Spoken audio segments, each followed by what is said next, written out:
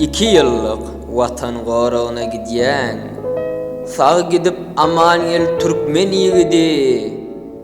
Sen borcunu vatana berca ediyen, vatan doğdun haklı Türkmen yigidi.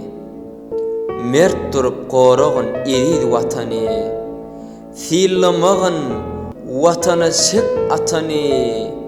Halk sıylamaz vatanını satanı. Yurdu vapalı bol Türkmen yigidi. Her garis toprağına canın vermeli, vatan üçün basın orta koymalı. Gece gündüz serhette sak durmalı, gör oğlu gayratlı Türkmen yigidi. Vatanında ata baban ruhu var, ezen kakın doğan jigin yaşayar.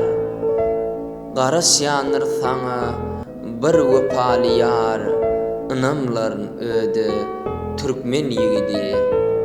Vatanımız elmidama parahat bolsun, döşün gerip qoru ilgun quvansın. Her esir ocağına aman dolansın, gelen günün bayram Türkmen yigidi.